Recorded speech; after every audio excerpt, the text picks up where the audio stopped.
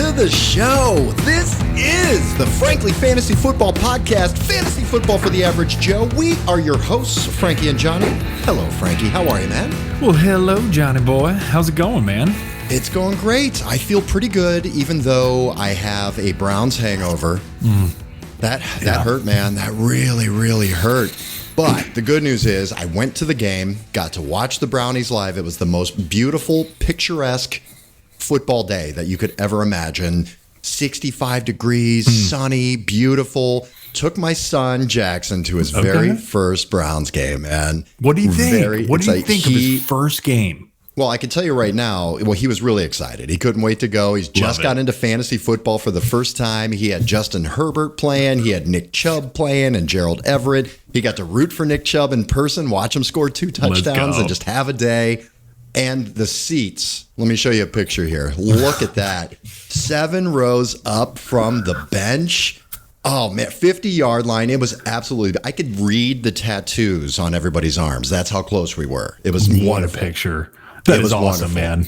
Yeah, shout out to Jackson and all his buddies in their fantasy league. But yeah, a little shout out there. He's got the spider web hair going. Yeah, we did it right, man. We had a really good time. Really fun. How about you? How was your weekend watching football? It was good. It was really good. You know, we got to dive in quite heavily and was able just to enjoy a bit, man. Be able to enjoy and really pay attention to a lot of the games and again watch the Brownies. But more importantly, was able to dive into a lot of the fantasy stuff, man. It was a tough week. I went 1-2. I did put up in one league though, the second highest points, so that's always frustrating. You lose to the first highest points. But yeah, man, other than that, it was a really good fantasy week. It was a really interesting fantasy week. There was a lot of shit that happened, man. Yeah, let's talk about some of the storylines here. I mean, first of all, let's just point out the Bills. Holy shit. I mean, these guys are, wow. I mean, just absolutely unstoppable right now. They're just playing amazing football. It's really fun to watch. What are some other storylines and things that we saw this week that were kind of strange or kind of cool? Yeah, John, I really thought it was cool about the Brian Robinson return, man. I mean, in Washington, the hype up, they were playing music for him to walk out of the tunnel. I mean, it was a really cool thing to see. And shout out to the Commanders. I mean, to do that for a rookie and all this shit. I mean, it was really special. I mean, yeah, I know they didn't win, but they played their asses off, and you can tell that was a huge part and a big reason why they wanted to play their asses off. So, John, that was one of the things that really stuck out to me this week was the Brian Robinson return, and it was almost like an uplifting, positive thing for the Commanders. Yeah, it really was. And Brian Robinson, for those of you who don't remember, he was rookie running back drafted. He was during camp. He was ready to take this job and be the starter. He looked great. Ended up having it was a carjacking. He was shot multiple times in his legs and his ass. Crazy. And was expected to be out, till week 5. He did come back like he said he would. And he was on a pitch count. He did pretty well. He had like 9 rushes. But look for him to slowly make his way into that starting lineup for the Washington Manders, guaranteed. All right, let's get to something that happened multiple times this weekend, but it's fresh on everyone's mind. It happened on Monday Night Football. What the fuck is going on with these referees and some of these calls? I used to play defensive end in high school. I was All-State. Still have 2 records, just so you know, Suburban League. No big deal. But the records still stand in the Suburban League. Just saying, okay? I'm old. They shouldn't still be there. But what the hell are these defensive ends and pass rushers supposed to do at this point, man? Talk a little bit about that. John, it's making it impossible to play good defense is what it is. It's really hindering the defensive play. I'm sitting here. I am all for keeping the quarterback healthy, making sure that, people aren't taking illegal hits, making sure we're protecting the head area, neck area, all that shit. I am 110% for it. Again, you mentioned you're a football player. I'm an ex-football player. I get it. This is taking it too far. It defies the laws of physics to expect these guys in midair to let up or to what. You're tackling a player. And I agree. I want the quarterbacks to be safe. I want everyone to be safe. But these pass rushers, it's the second most important position on the field other than quarterback. And you're paying these guys tons of money. This is a really coveted position in the NFL. And then you're telling them they can't do their job. There has to be, from what I hear, they're looking into the roughing the passer calls, and they're going to try to come up with to be reviewable. Yeah. I mean, there's got to be some sort of balance that we can have, because they're just bad decisions that nobody else can say. They can't even disagree on it. And then they doubled down today and said that, I mean, the one with Chris Jones was just Chris Jones. I mean, on Monday night, that was absurd. That was terrible. He stole the ball. At least give them the ball back if you're going to call a penalty. Yeah. It was like that play alone, John. That was a fucking fumble. That wasn't even, he had the ball out before Derek Carr even hit the ground. And yet, as he hit the ground, he stripped it and recovered it before Chris Jones even hit the ground. So it's just like that didn't make any sense, no matter any way you looked at it. Like whether it was a fumble or not. Call the penalty then, but give them the ball and take 15 yards back on the play or something. I mean, it was absurd. It's the biggest sissy shit I've ever seen in my life. By the way. I'm glad you're bringing this up. I know exactly where you're going, and I tell you what, I'm on Aikman's side of this shit. I don't give a shit about it. I think if he wants to have the explain. Okay, guys. So for those listening and those watching, Aikman, when this happened, he said it's time, and I believe it was Aikman or Joe Buck. I'm leaning more towards Aikman, but he said something along the lines of it's time to take the skirts off.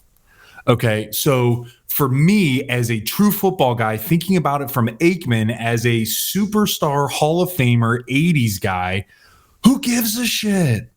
Who gives a shit, man? Like, are we like whatever? Who gives a shit? I do. It's not a good thing to say, and there's definitely going to have to be apologies. I don't honestly think it's that big of a deal, but I know there are people who think that's a huge deal. So look for an apology coming soon, man. Yeah. It's got to hit for sure.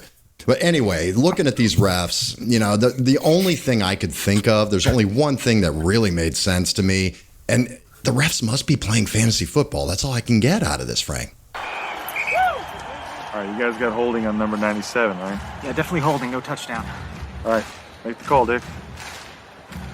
Dick. Yeah, I mean, it was holding. All right, so make the call. Or, we say the flag was for an excessive celebration so they can keep the touchdown and apply the penalty to the kickoff, huh? What do you say? What are you talking about? I didn't see excessive celebration. You sure? I could have sworn I saw a little nay-nay going on. Dick, what's going on with you, man? All right, look, guys, I got to be real with you. Trayshawn DeAndre just scored that touchdown, okay? I have him on my fantasy team this week. I need these points. What? Are you kidding me, Dick? No, I'm not kidding you, Bill. I'm playing against my father-in-law this week, and if he doesn't score this touchdown, I lose. Well, I'm not going to let you make a bad call because you're in some fantasy football league. Make the call. Craig, no. If you make one bad call... This works out perfectly, Bill. I started the quarterback who threw the touchdown pass. We're going to have to ignore the holding call. Well, fuck, guys. I have the kicker, and I was kind of hoping that he wouldn't convert on third down, so he'd have to kick the field goal. Fuck. That's the only thing that explains some of these calls by these refs, man. I love it. Yeah, I saw a little nay-nay going on. That's what I'm going to call it from now on, some nay-nay when those guys celebrate. There you go. Thank you, everyone, so much for joining us. Don't forget, you can follow us on social media at Twitter at FranklyFantasyF and on Instagram, Facebook, and YouTube. Subscribe to the YouTube channel, ever growing, at Frankly Fantasy Football. Today's episode is brought to you. We've got a sponsor, Frankie. That's a beautiful thing. Right. This episode today is brought to you by CalSpra Employee Recruitment Services. Tired of staffing companies charging high hourly rates to recruit subpar employees for your business? CalSpra Employee Recruitment Services sets you up with a program that sustains a constant flow of new recruits coming to your door. How do they do it? It's simple. They had to. CalSpra has owned a manufacturing business since 1989, and when the employee crisis hit, they came up with a system with proven results. No hourly fees for the employees they bring to your business. Just one flat fee to get you real results. For more information, call now at 330-584-7759. Use the promo phrase Frank and Johnny to get a free consultation for your business. That's CalSpra Recruitment, Employee Recruitment Services, 330-584-7759. All right, Frankie. Let's find out. There's a lot of shit going on in the news. Let's get to it. Something you just don't expect. Absolutely lost. Flip out. News and notes. All right, there was definitely some injuries happening here, but first, we've got our first. I don't know if you're in a head coach death pool at all, Frankie, but if you were and you have Matt Rule from the Carolina Panthers, that guy's out for you. The Panthers have fired Matt Rule. Ja Rule. Murder. He gone, man.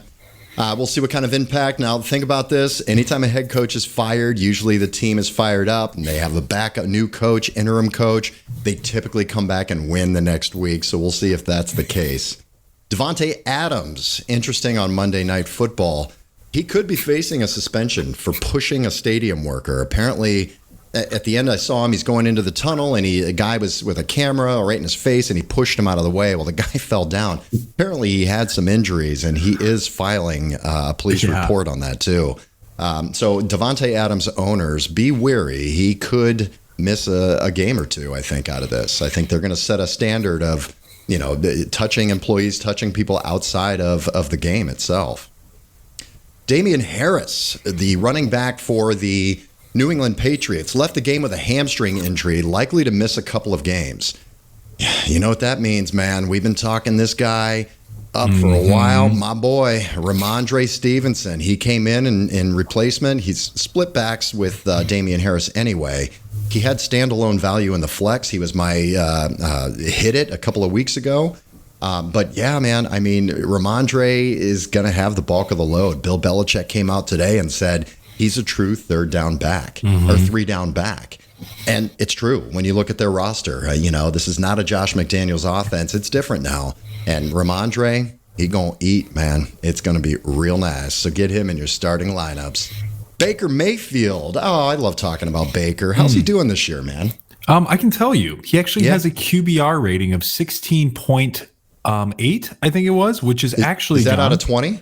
That's it. It is. No, it is not for those listening, guys. It is actually the worst QBR rating since the NFL decided to go forth with a QBR rating since Jamarcus Russell. Jamarcus Russell was 11 point something.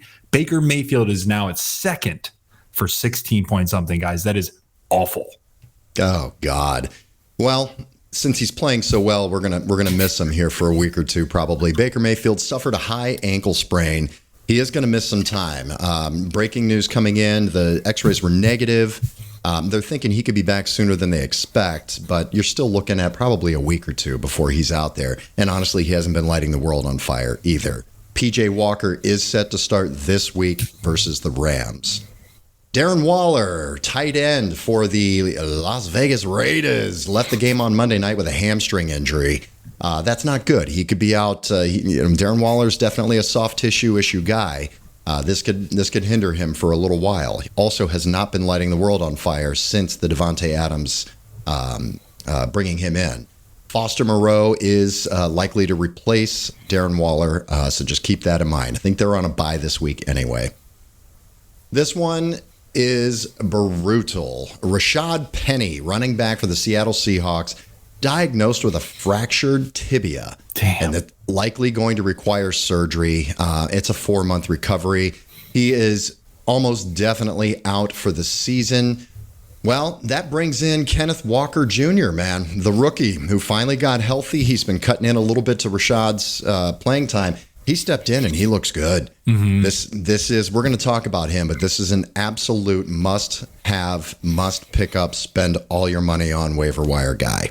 Definitely. All right, let's see what else we've got here. Dak Prescott, day to day. We keep talking about him creeping back into people's lineups very soon. Last week, he couldn't go because he couldn't grip the ball. Now he can grip a ball. He's going to see a doctor this week, so pay attention to Dak. It's possible he could be back this week. The way that they're playing right now, though, I would hold him out until he's completely healthy. James Conner had a really rough year so far this year, hasn't really produced. Second-round pick for you in your fantasy drafts. Left the game with a ribs injury. We're not getting a ton of information as to how long this could be. It can hinder him, or if it does at all, you're going to have to pay attention. It's too early in the week. Darren Williams also was injured. Eno Benjamin, he is the third-string running back who seems to be the only healthy running back at the moment. Got the bulk of the carries when he went out. Keep an eye on him as well for the waiver wire. Hey, John, and on that too, I just heard that the Cardinals are actually looking to potentially bring in a few other running backs that are not signed by other teams, including that of Corey Clement. So keep that in mind too, that they are going and hunting for a few others to really bolster this running back depth chart. Yep, interesting. Tyreek Hill, the cheetah, stepped on and has a foot injury. It looked a lot worse than what it sounds to be because he was in a walking boot after the game. You never want to see that from a speedster like that. The team says it's not a serious injury, but he could very well miss time. Keep an eye on that if you're a Tyreek Hill owner. Treylon Burks, they put him on IR. He has a turf toe. Out at least 4 weeks on the IR. That's not good. He was starting to look pretty good, too. Rookie receiver for the Tennessee Titans. Russell Wilson. Is this an excuse? He's on the injury report here. He's dealing with a partially torn lat muscle that he's been playing through, that he's going to continue to play through, apparently. Just sounds like an excuse for shit play to me. I mean, okay.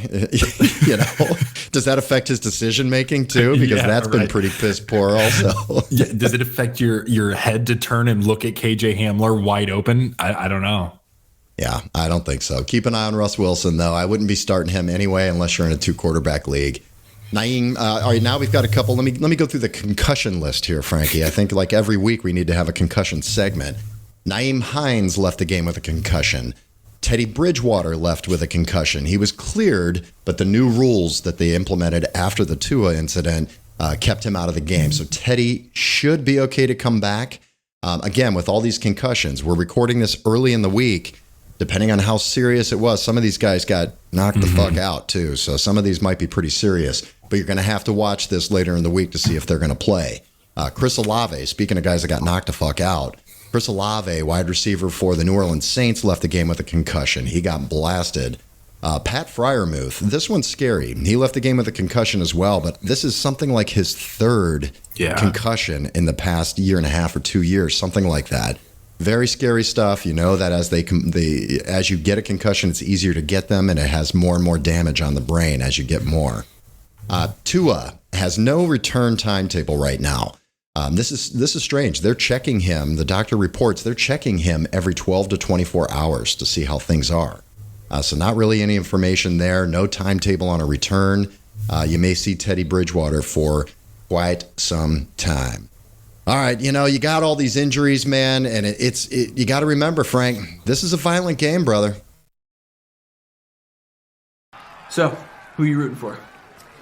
Well, I need the Broncos QB to throw at least 2 more touchdowns, but I also have the Dolphins defense, so if they could get a turnover without intercepting the ball, that would be great. And then I have their backup running back, so I need their starting running back to break his leg or something. Wow, you are really into football. Oh, no, just fantasy football. This kind of football is way too violent for me. Oh my God, it appears the Dolphins' starting running back has broken both of his legs on that hit. Oh my God, yes! Fuck yes! Eat dirt, you pussy piece of shit! Yeah! Man, fuck that guy, am I right? Yeah. Mama's bringing bacon home! That reminds me of our family, that we have a women's league of all women, and you know that's how they are. I could see Alyssa absolutely doing that. Yeah, fuck that guy, right? Oh man, Casey and Holly. Oh, dude, it gets aggressive. Oh yeah, I'm sure. I could see Holly saying, "Mama's bringing home the bacon." That's right. Good job, Holly. All right, man. Let's get to Frankie and Johnny's Song of Ice and Fire.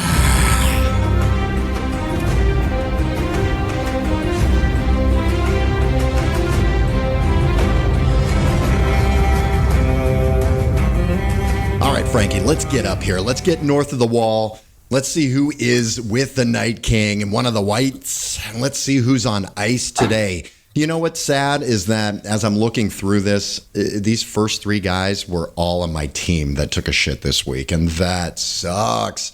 This guy we talked about, I tried to trade high on him and was not able to do that, but Najee Harris, first guy on ice right now, he was 11 for 20 yards. 3 catches for 4 targets, 16 yards receiving, 5 points out of Najee. And I got to tell you, it's not going to get better. He's got a brutal, we've talked about it in the past, his schedule looks like dog shit moving forward. So if you have Najee, you're not going to be able to trade him. You're not going to be able to get anything for him. You're just going to have to ride it out. There will be better days ahead. They will correct. But as of right now, Najee's brutal. A.J. Brown, wide receiver for the Philadelphia Eagles. 3 for 7, 32 yards, only 5 points. I'm not freaking out about A.J. Brown here, Frankie. Devontae Smith had a good game. Goddard had a good game. They've got some options. You're just going to have that. Depending on the defensive scheme and how the game goes, guys are going to have good games and bad games. I'm not worried about it. They're basically the number 1 ranked team in the NFL right now, so he's going to be fine. This guy, man, I don't know. I'm not going to lie. I'm a little bit nervous. Can you talk about him a bit? So, John, we're talking about Christian Kirk here, man. So he had 1 reception on 3 targets for only 11 points here, or for only 11 yards, excuse me, which equates to under 2 points, John. So, I mean, as hot as he started off, it's getting a little concerning with some of the play by the Jags. So, you know, this might be a guy, John, that you want to look forward to, maybe dabbling with, you know, in your flex spot. But yeah, keep in mind that this guy's been on ice a little bit here. Yeah, I'm running with a siren here, buddy. We got an air raid. You know, I'm sorry. When it comes to these 2 receivers, this is a siren for you guys to pay attention. These are buy low candidates right now, both A.J. Brown and Christian Kirk. Christian Kirk, you can absolutely make a deal for. You never know. Go try to get A.J. Brown. Somebody could be really pissed off. Maybe you're in a 10-man, 12-man league. Somebody could be really upset and not really pay that much attention and want to get rid of A.J. Brown. Go get him now. Christian Kirk, I'm looking at him as a buy low candidate right now. He's had 2 weeks in a row that have not been very good. He's been blanketed. They tried to take him out of the equation. The Jags have struggled just a bit on offense recently, and they started off on fire. I think Christian Kirk, based on the targets that he's been getting and how important he is to that offense, I think he's a buy low candidate. I don't see people throwing them out and feeling real good about him and his lineup. I think you can get him, stash him, wait for some juicier matchups and play. John, for those of people listening and viewing, can you describe a little bit more when we say buy low or sell high, things like that? Can you dive in a little bit more to explain what that means? Yeah, this is week 5. We got week 6 coming up. We've got an established, set of, an idea of what these guys are going to do, what the offenses and defenses are all looking like, the matchups. You need to start trading. We've got bye weeks starting this week. There's been a ton of injuries. You need to be an active owner and try to trade. Now, when you're trading, you want to trade for the future. It's so difficult to trade a guy who's awesome. You're to trade for him. So buying low on a guy is a guy that you think is going to have value, whether it's next week or the week after, and he's maybe struggled. He hasn't scored very many points, or maybe he just took a shit altogether.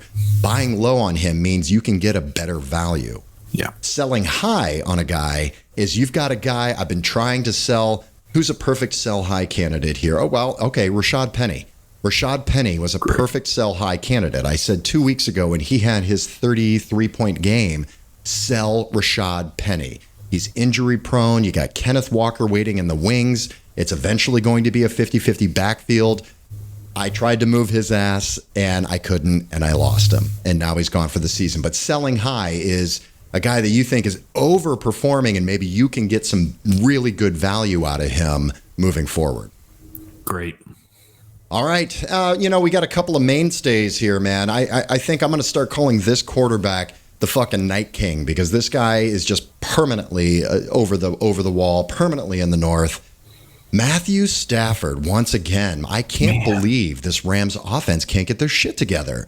Matthew Stafford, 28 for 42, 308 yards and a touchdown, but he had a pick 6. He had 2 fumbles, 5 sacks.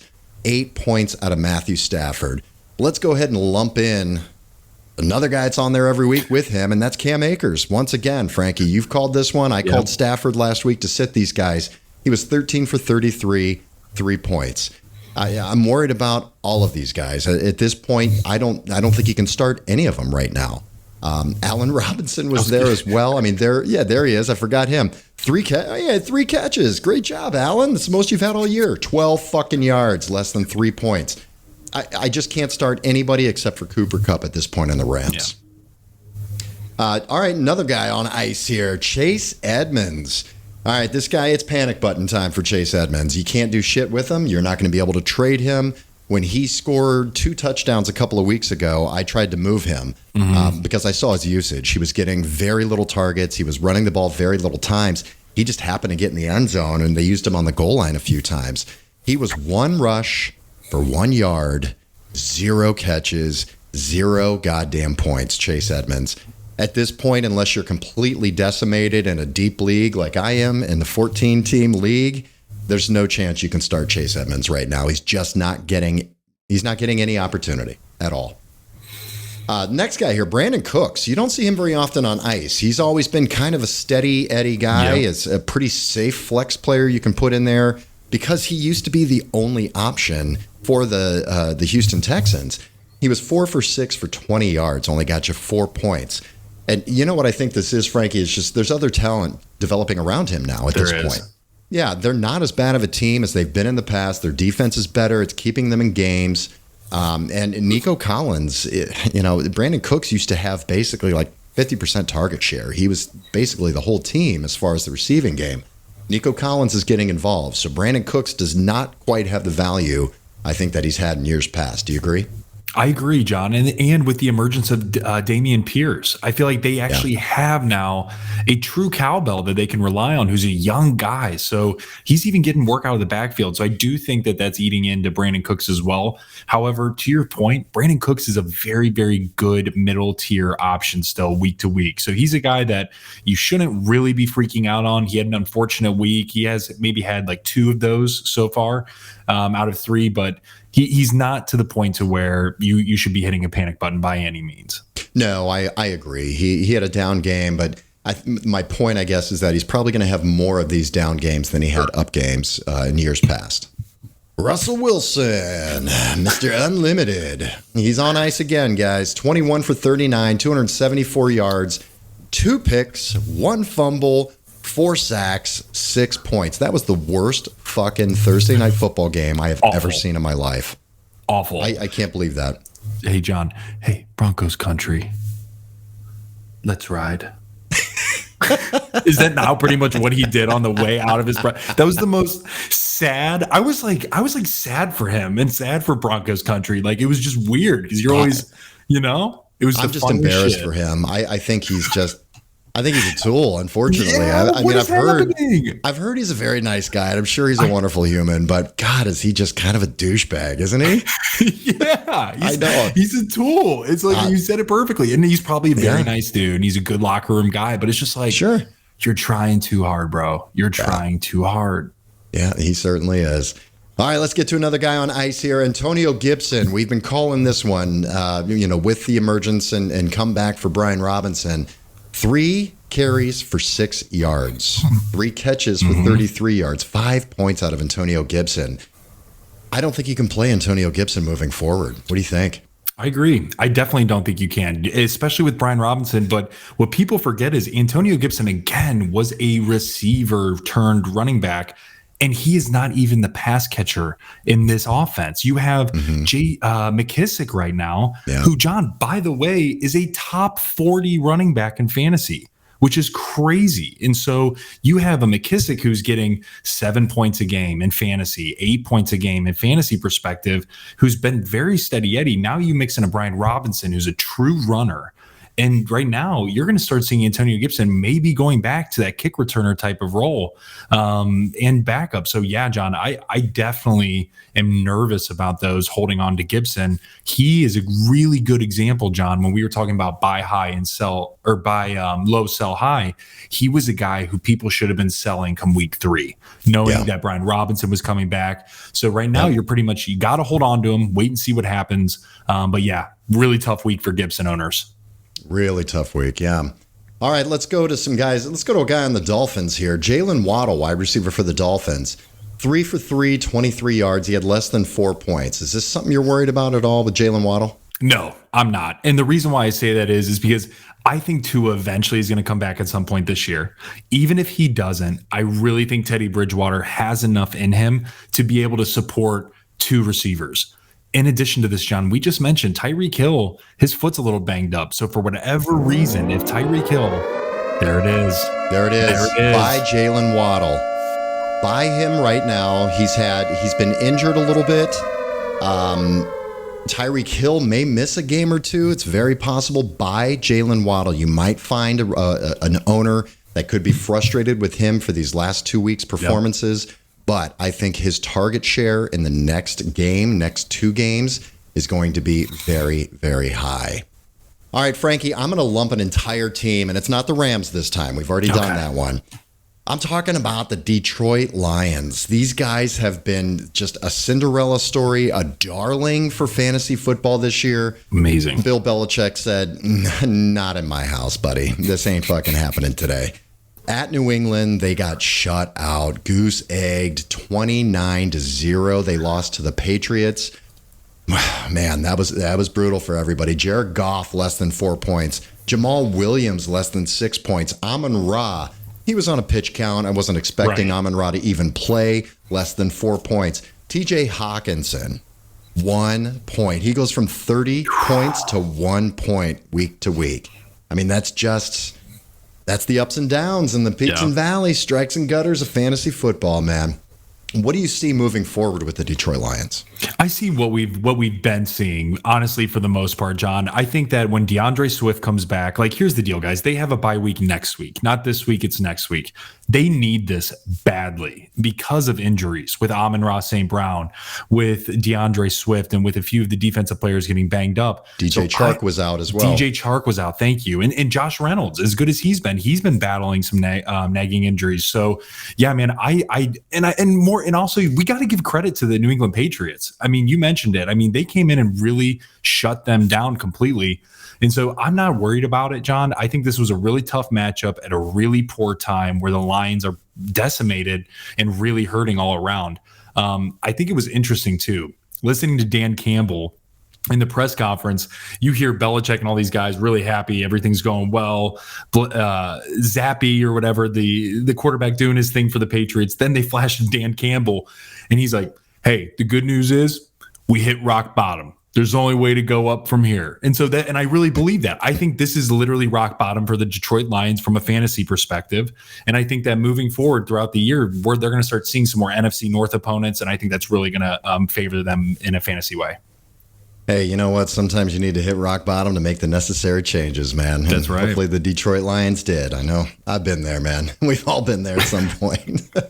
All right, Frankie, how does it make you feel to have your champion constantly on ice? Does that makes me sick? Yeah. Do you want to talk about it, or do you need a second? I do. You need a moment of silence? Okay. I do. And I feel, you know why? Because I actually feel bad for the guy. You know, Matt Ryan, he threw 41 times, completed 26 of those passes. He still threw for 251 yards. He had 2 picks, fumbled the ball twice, 6 sacks. John, the reason why I feel bad for Matt Ryan is because he's been sacked 21 times in 5 weeks. Wow. That's absurd. That is, as bad as his play has been, it hasn't been that bad. Okay, like it's a middle of the road, you know, Matt Ryan type of play. You know, he hasn't been obviously the MVP caliber, and he hasn't played his absolute worst. This offensive line has been brutal. We see it with Jonathan Taylor. Jonathan Taylor hasn't been able to get through some of these holes like he has last year. We're seeing it with Hines before this week, obviously. But really, man, this offensive line has struggled terribly. So yeah, I feel bad for him. And boy, has he really, really hurt me this year. Yeah, he has. All right, last guy here on ice. I'm going to throw him out there. Monday Night Football, CEH, Clyde Edwards-Helaire, running back for the Kansas City Chiefs. He had 9 rushes for 15 yards, not running the ball well. 3 catches and 4 targets for 20 yards, 5 points out of him. What are you thinking about? Is this a sell high candidate to you, Frankie? What are you doing? Are you buying CEH or are you selling CEH? I think he's one of the more confusing players moving forward. John, I'm holding this week. He's the guy that I'm holding. I'm doing neither. And the reason being is because had he scored that touchdown, which he was down in the 1 yard line, I'm saying sell high. It's all about optics here, especially for those that might not pay as much attention into fantasy football. You add another 7 points there, everything's gold, even though he was almost out-snapped by Jerick McKinnon.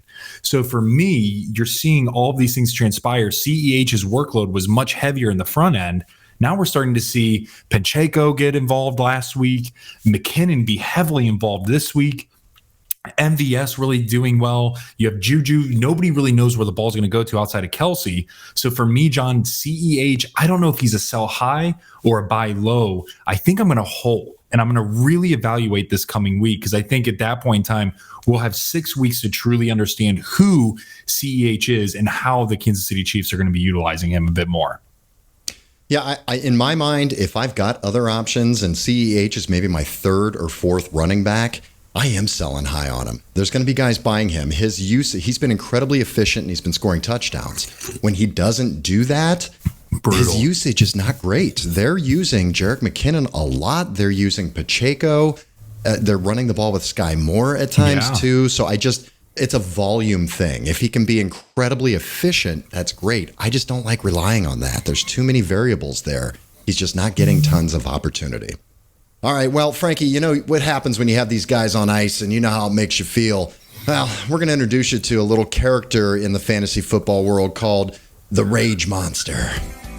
Hey, Ty, good news? Hot dog's ready. Wait. Bad news? Beat you by 1 in fantasy this week. Yeah. Your kicker missed a field goal. Yeah, you're terrible in fantasy. You're not!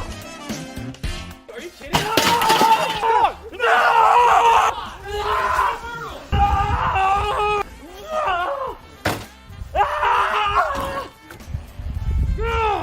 Dude, I read it wrong. You beat me this week. All that for nothing, you idiot.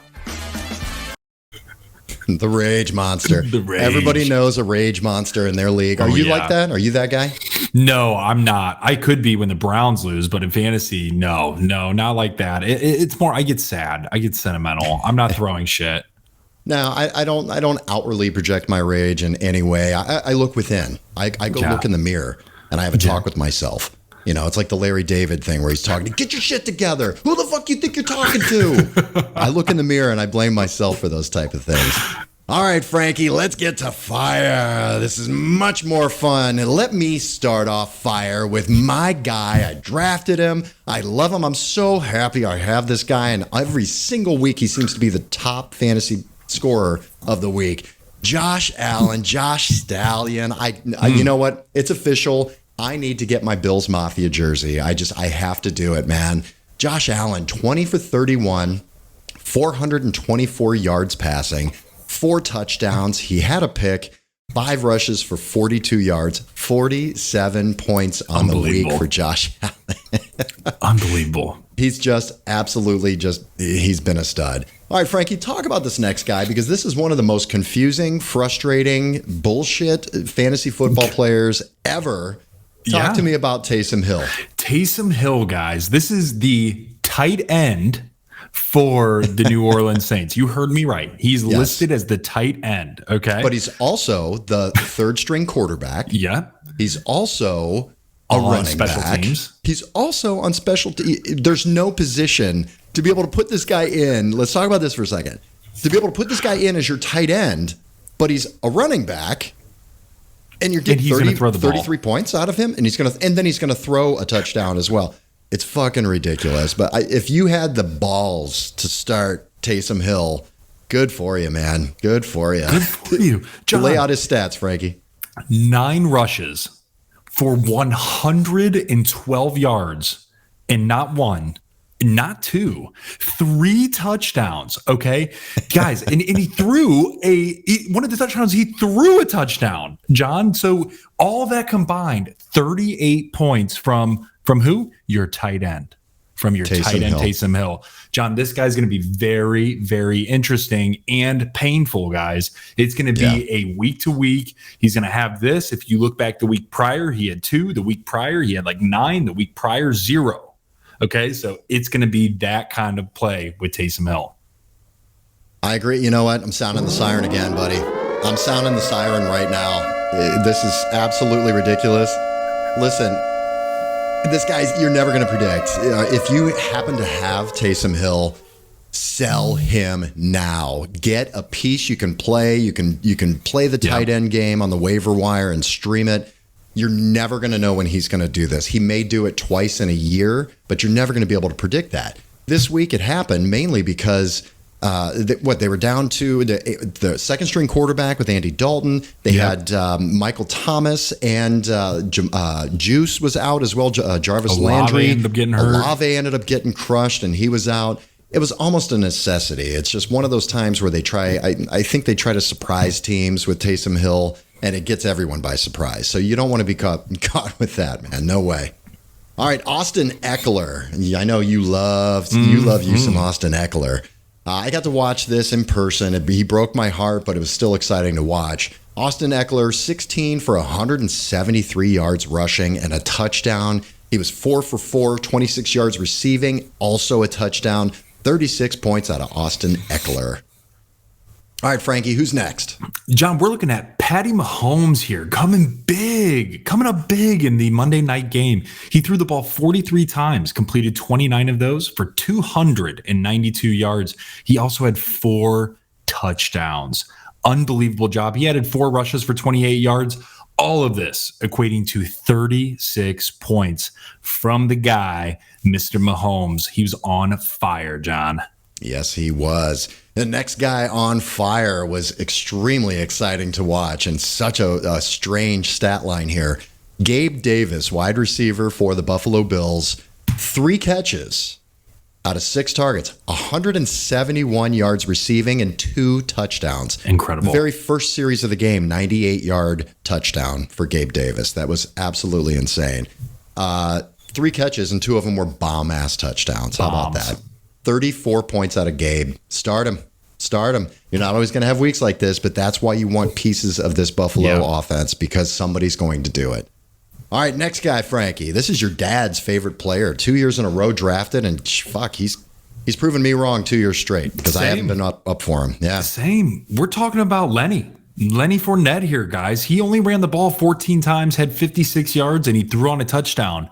Where Leonard Fournette continues to be impressive, John, is through the air. Guys, he was targeted 11 times and caught 10 of them for 83 yards and another touchdown. Guys, Shocking. This equates to 31 points. Leonard Fournette is doing it all for the Tampa Bay Buccaneers, and I will be the first person to say I was wrong. I was wrong on this guy. He showed up to camp, 263 pounds, nice and chubby, and boy, was I wrong. That boy can run and catch, and he is just fine. He was on fire, man. He's got more cushion for the pushing, man. That's right. Travis Kelce, Zeus, 7 of 8 for 25, only 25 yards, but 4 of those 7 catches were touchdowns. 4 damn touchdowns. 30 points out of Travis Kelce. Geno Smith. Frankie, talk about Geno. Geno. This has been your guy. You've been calling this shit all year long, man. I've been on the Geno train, man. I've been on the Geno train. The Geno train. Threw the ball 25 times. Get on the Geno train. Hop on board. We jumping in. 16 for 25, 268 yards, and 3 touchdowns. Guys, Geno Smith is a top 10 fantasy quarterback doing this against good defenses. Let me reword this. Start him. He is continuously improving week to week, doing what needs to be done. No longer is there Rashad Penny. Yes, we know that Kenneth Walker Jr. is going to be there. They are going to need Geno Smith to continue to ball in order to be in games. I'm all here for it, baby. Geno Smith on fire. Yes, he is. 29 points. And you know what else he's doing is he's breathing life into DK and Tyler Lockett, which is fantastic. All right, Monday Night Football running back star Josh Jacobs. He's playing like crazy, man. He's on a contract year. He's playing like a monster right now. 21 rushes for 154 yards rushing and a touchdown. 5 for 5 for 39 yards receiving, 29 points.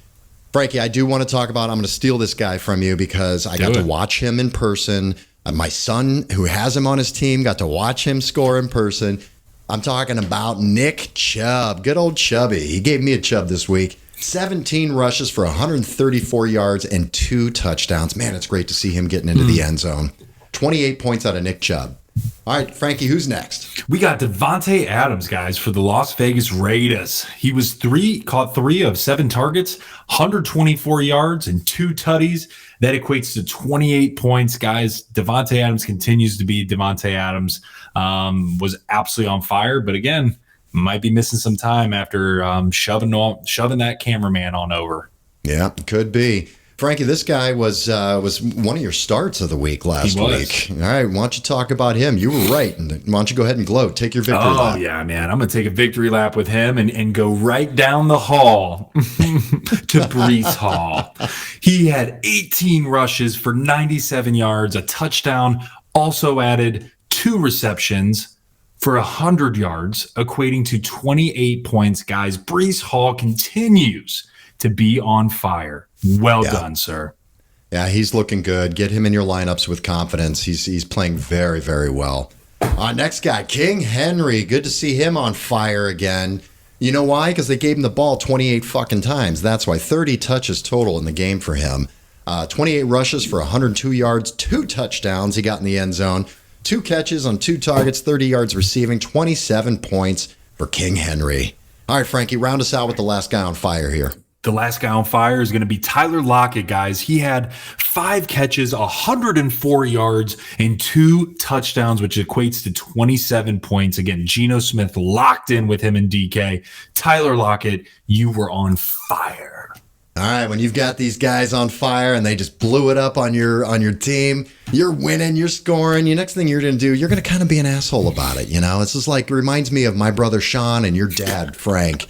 And they're both 5-0, and they're the worst 2 guys to have at 5-0 because, God, they just talk shit.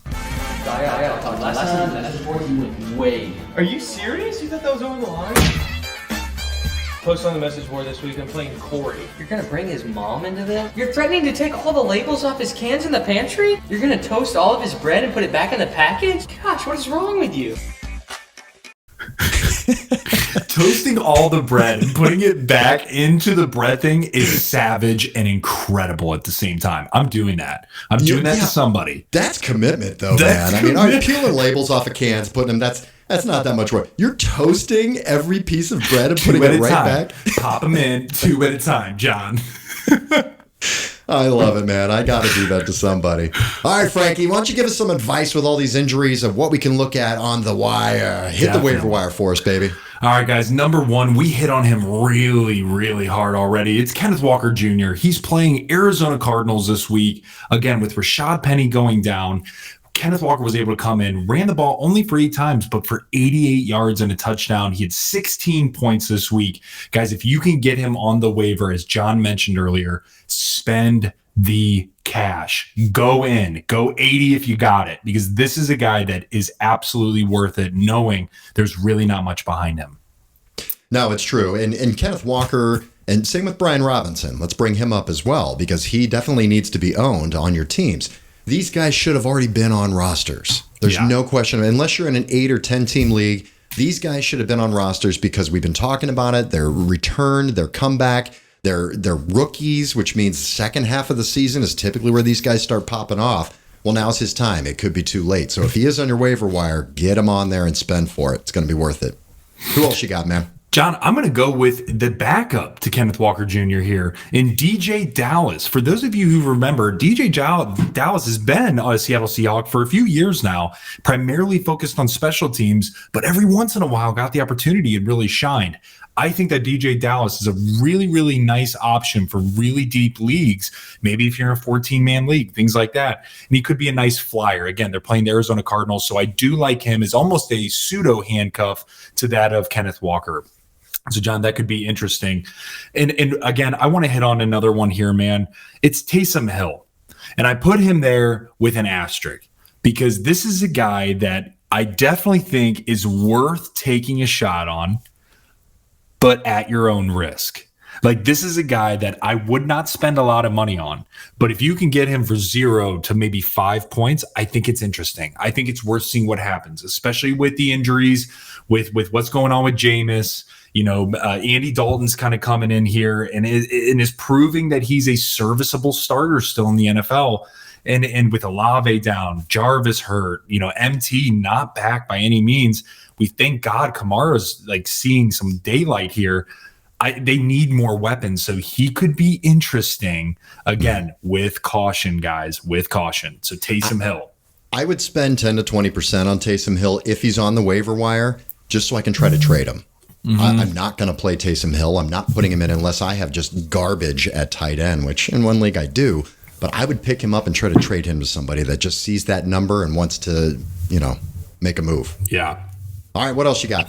John, we got two more here. So I'm going to go with Eno Benjamin here from the Arizona Cardinals. So with all the things going on with Darrell Williams hurt, James Conner banged up, who is seeming to be okay, but still definitely not 100% and maybe be out this week. So they have a dream matchup. The Arizona Cardinals are playing that of Seattle Seahawks. So with a great matchup, this could be a nice plug and play. Could get you close to that double-digit mark, especially from a flex side. So I do like Eno Benjamin this week. And John, lastly here, Alec Pierce. So what we have seen, he's the receiver for the Colts. What is starting to come to fruition is Matt Ryan looking at Pierce a little bit more than Pittman here. In the last 2 weeks, Alec Pierce has had 15 targets in his double-digit weeks back-to-back. So moving forward, guys, the Colts are still banged up. Matt Ryan's going to have to continue to throw the ball. MPJ's probably going to continue to be doubled. This is leaving this rookie to really shine. And with his big frame, John, he's very interesting for deep leagues. Yeah, I like that. It's a good call. He's getting the volume. And anybody getting that many targets, you have to play him. He's got to at least be on your roster. You may not want to play him, but look at the matchups and test it out from there. All right, man, let's get to our hit-its and quit-its.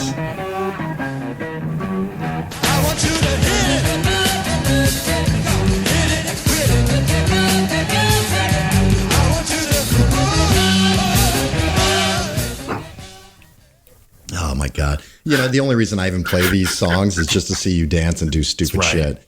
All right, let's look at last week's hit-its. Let's see how we did here. I had Raheem Mostert at the Jets, and he got 20 points. Johnny nailed that one. I also had Devin Singletary versus Pittsburgh, and this one pissed me off because they blew them out. They did. And how did none of the running backs did anything? I don't understand. It was weird. He only had 5 points. But the sentiment was there. It was just strange what they did. I think they were saving Singletary because they just didn't need him. Frankie, you had Damian Pierce at Jacksonville, 19 points. Great call there, buddy. And Alan Lazard, receiver for the Packers in London with the Giants. He had 12 points. He got in the end zone. So good call on that one as well. All right. I'm going to go with my first hit it here, Frankie. And it's kind of a team effort. This team just got beat in London, kind of embarrassed by the New York Giants. I'm going to go with the combination of Aaron Jones and A.J. Dillon. So if you've got any of these guys on your team, this is the week to start them, is what I'm going to say. Aaron Rodgers in there in the picture. Love that. This week it's just going to be a slam dunk for these guys. They're playing at home. They're playing the Jets. There's not a whole lot you need to say on here other than you see these pendulum swings with these running backs. This week is one of those weeks where you could absolutely see Aaron Jones go apeshit with 30 points, catching passes, scoring touchdowns. A.J. Dillon, I can absolutely see him as just the bruiser beating on this Jets run defense, who has given up a lot of yards on the ground to teams moving forward. So I'm saying start these guys. Now, the siren's going to hit here, Frankie. Let's go. Siren's going, man. Here's one thing I recommend, okay? This is a split backfield. It's been a little bit frustrating. We know what we're getting into with Aaron Jones. He is kind of a boom and bust running back. He's splitting time. It's nearly a 50-50, 55-45 split. These guys have a big week this week. I would try to move them for a solid piece. There's definitely going to be a hole in your team. Maybe you can even just upgrade Aaron Jones to a running back that's not sharing time. Or A.J. Dillon, maybe you can move him for a wide receiver too. But I would recommend if they blow up this week, which they should, try getting a big piece for them. All right, Frankie, who do you have here as your first hit it? John, so my first hit it is actually going to be, well, it's a tandem as well. So I'm going Breece Hall, Michael Carter here. And so it's a two-pronged approach, John. So with Breece Hall, I like it. And what you're seeing now is a graphic on Michael Carter. But I think Breece Hall, what he's been able to do has been phenomenal. The reason why I'm also interested in Carter is because of that 1-2 punch. What we're starting to see is him still being able to have some production. He did have 20 yards rushing, caught 2 on 2 targets, 2 receptions on 2 targets for 12 yards, but he did have 2 touchdowns at the 1 yard line. And so, John, what this is telling me is they are definitely running heavy and often with Breece Hall. And then towards that goal line, it's a 50-50 shot. It's either going to be Carter or it's going to be Hall. So for me, John, sirens are going off right now. So Breece Hall is definitely that number 1 for me. Hit it. Michael Carter, guys, I'm selling high. Sell him high this week. I'm telling you, with the production of Breece Hall, eventually, I think it's going to be completely overtaken. I could see Breece Hall end up taking those goal line opportunities away from Michael Carter. So with this type of play, knowing that he only had 10 rushes for 21 yards, 2 receptions on 2 targets, I really think this is a week, guys. If you have Michael Carter, please try to offload him and try to get you a solid RB2 or maybe even a nice flex piece at receiver. Maybe you can steal, somebody who had a rough week this week. So guys, be thinking of that. But John, I really do like Breece Hall as my main hit it for this week at that of Green Bay. All right. My second hit it here is going to be Jeff Wilson Jr., running back for the San Francisco 49ers. Last week, he's just been playing well. He's solid. We know that these guys, the 49ers, love to run the ball, and they do it very well. 17 rushes for 120 yards and a touchdown versus the Panthers. Now, if we look at a couple of the teams here, they're at Atlanta. Atlanta does not have a good rushing defense. No. Leonard Fournette had over 30 points against them. Nick Chubb had over 20 points against them. Jeff Wilson's going to have a day. So definitely, confidently get Jeff Wilson in your lineup. All right, Frankie, who's your last hit it?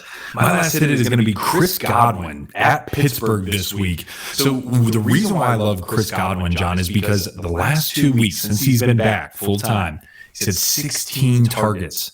He was 6 for 6 receptions on 6 targets this past week for 61 yards and rushed the ball for 2 yards. He actually got a rushing opportunity. So they're playing against a Pitt team who, by the way, just got absolutely torched in every way, shape, or form from the offense of the Bills, right? And you have Tampa Tom coming out, a lot of shit going on in his personal life, wants to take it out on the football field. He's got that connection back with Godwin. You still have Julio Jones a little banged up, Russell Gage a little banged up. I really see what we saw with Gabe Davis, who was the number 2, what we saw with Stephon Diggs, who was the number 1, who also had a receiving touchdown. I see Tampa Tom having a big, big game with that of Godwin and Evans this week. All right, sounds good. Let's get to who we're quitting this week. You know what? I'll talk about my first quit. We talked about it a little earlier, so I don't need to go in too much detail, but it's Antonio Gibson, running back for the Washington Commanders. They're at Chicago this week. Brian Robinson's back. He was on a pitch count. He still had 9 carries. Now the backfield, it's a 3-headed monster. I wouldn't call it a monster. It's a 3-headed animal with J.D. McKissick getting most of the receiving work. Antonio Gibson in there getting 3 carries. Robinson had 9. It's just not good. He's got 32% snap count, and that was last week or this past week with Robinson was on a snap count. I think as they're going to ease him in, Robinson's going to be getting double-digit carries. I think it's just going to lower Antonio Gibson's value for sure. He only had 3 rushes, McKissick had no rushes at all, but he had literally all of the passing work, every single bit of it. So sit Antonio Gibson. If you still have him on your team, I think you may have missed the boat on the value with the Gibson. All right, Frankie, who are you quitting? John, my first quit is a hot take here, guys. I'm quitting Zeke. I am quitting Zeke this week at Philly. Guys, he had awesome volume opportunity last week. He had 22 rushes and he only had 78 yards. No touchdowns, no catches, no targets, nothing. To put it in perspective, Tony Pollard had only 8 rushes, outrushed Zeke with 86 yards and a touchdown and just looked better. He just looks more explosive. He looks better.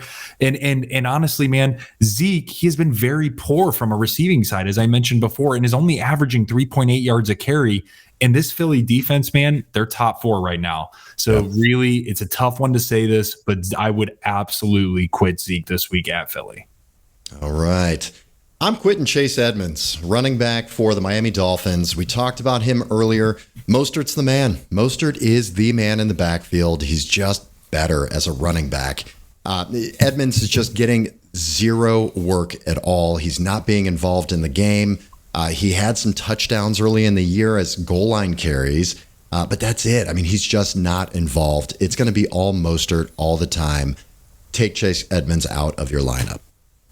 All right, Frankie, who's your last quit it? John, my last quit it is Elijah Mitchell at Green Bay. So in the last 2 weeks, he's had 8 targets, but the last game he had 1 reception for 11 yards, which is less than 2 points. They're playing a good defense in that of the Green Bay Packers from a pass catching side of things, from a passer, from a defensive side. So guys, I really think with Elijah Moore, there's a lot of mouths to feed going on right now at the Jets. You Breece Hall, Michael Carter Jr., you got Corey Davis, Garrett Wilson, Tyler Conklin. It's just tough right now. And so Elijah Moore is still trying to figure out where he's fitting right now within this offense. And I think Zach Wilson's trying to figure out how to get him the ball more. So at this week against this style of defense in the freezing cold in Green Bay, not about it, man. Quitting Elijah Moore.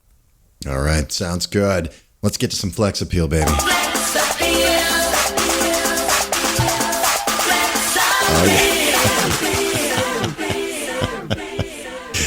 Oh, God. Every single time you get me, man. All right. Who you flexing this week, Frankie? Who's got flex appeal for you? All right, John. My first flex appeal guy is Curtis Samuel. He is playing at Chicago. Guys, this dude, for those of you who don't know and still are not a believer, he's the 17th ranked receiver in fantasy throughout the year so far. 17. That's insane. Okay. Last week, he had 6 receptions on 8 targets for 62 yards. And with the Bears, with him playing against the Bears this week, the Bears defense is 22nd overall. I really think Carson Wentz is going to come to play. I think he's going to find Curtis Samuel more times than not. I like him this week for my flex appeal. All right. I love it, man. I'm going to go first with Alan Lazard. He is very clearly the number 1 target for Aaron Rodgers. Alan Lazard, wide receiver for the Green Bay Packers. They're playing at home against the Jets this week. Like I talked about before, vulnerable defense. I think the Packers are going to come out pissed off. They lost a heartbreaker. They were embarrassed in London in primetime football, 9:30 in the morning here Eastern time. They're going to come out pissed off, and I think Alan Lazard's going to have a big role in that game. Double-digit points 3 weeks in a row for Alan Lazard. He is the trusted target. 8 targets in the last 2 weeks, and these are Aaron Rodgers targets. That's beautiful. And shockingly, he's a red zone target. He's scored in 3 of the last 4 games played. So you're going to give me that guy with Aaron Rodgers throwing to him against the Jets defense? I will happily insert you into my flex, my man. All right, Frankie, who's your next flex appeal guy? John, my next flex appeal guy is Rondale Moore at Seattle this week. Now that he's healthy and back, they were needing somebody alongside Marquise Brown until D-Hop's back. He had 7 receptions on 8 targets, John, for 68 yards. Guys, this is 10 points against a very good Philly team. So what's interesting is, again, I mentioned until D-Hop comes back, this week they are playing at Seattle. For those of you who don't know, Seattle is ranked the worst team in fantasy from a defensive perspective. They are ranked 32nd. The next team to that is Detroit. So put in perspective, man, when you look at the opportunities that Rondale Moore has the chance to get, it's gonna be pretty great, especially with the banged up running back situation. So I really do, for deep leagues, guys, really consider Rondale Moore at Seattle with this matchup. All right, I like that, man. All right, well, Frankie, any opportunity I have to bring this picture back up, I'm going to do it, okay? The flex appeal guy for me this week, you got to bring it back, baby. There's my man crush, DK Metcalf. Hell yes. It has nothing to do with him being my man crush. It has to do with his play. He's just been absolutely awesome. Geno Smith, he can support 2 wide receivers. This proved everybody wrong, every fantasy analyst in the preseason. everybody got this one wrong. Geno's playing great, and he's targeting DK as a true number one receiver. He was 5 for 88 yards and a touchdown versus the Saints, which is a very good defense. Pass defense. Yeah. But DK's getting targeted. He is the man. I think you just have to get him out there. I don't think you can go wrong with him right now the way Geno's been playing. All right, man. All right, let's what do we have next here, Frankie? We've got, oh man, that's right. We got to cross some streams. All right, let's do it. We'll cross the streams. Excuse me, Egon. You said crossing the streams was bad. Cross the streams. All right, brother, who do you have for us for some streaming options? All right, John. So this week, I'm looking at Daniel Jones. How about that? Daniel Jones for quarterback against, call me crazy, Baltimore. The reason being is because Baltimore is the 28th ranked defense in the league right now. I like Daniel Jones for the high floor option because of his rushing. So if you need a streamer for quarterback, consider DJ. He's interesting. Okay. He's got a nice rushing floor typically too. Yeah. And so, John, for tight end this week, I'm tell you what, I'm going to do it. I'm going to say Taysom Hill. God damn it, Frankie. Hill, guys.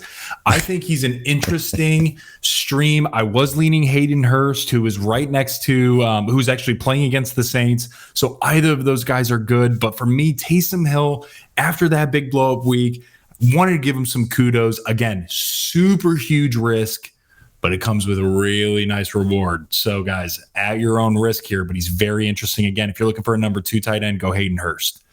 And lastly, Johnny, from a defensive side of things, I'm putting full court press down with the Philly defense versus that of the Dallas Cowboys. So again, I mentioned I'm cold on Zeke. I'm quitting him this week. I'm putting all my money on that Philly defense here versus Dallas, and I think they're going to come out successful, man. All right, that sounds good. That's the show for this week, everyone. Thank you so much for joining us. Don't forget, please follow us on social media. Facebook, Instagram, YouTube at Frankly Fantasy Football, and Twitter, Frankly Fantasy F.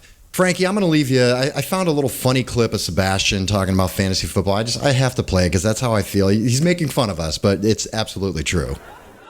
Yeah, that's the type of guys that fantasy football. That's all they do. Those are receivers. Well, my receivers are really good this year. Everywhere I go, I travel a lot for work, and we go to conferences and things. I'm the fantasy football guy, so everybody comes up to me and go, "Hey, John, how's your fantasy team doing?" He's like, "Oh, it's going pretty good." Like, get out of here. Oh, man. Well, thank you, everyone, for joining us. Tune in next week as we get things going. I'm on a special thanks goes out to Anthony Sestone for his music, for some of our segments here. Liam Hickey for helping us produce. Jesse Kelsey's been knocking things out of the park, helping us with some social media stuff. Thank you so much. And Frankie, thank you, brother. Namaste. Thank you, Johnny. Namaste. I love you, man. I love you more than life itself. May the fantasy gods smile upon you.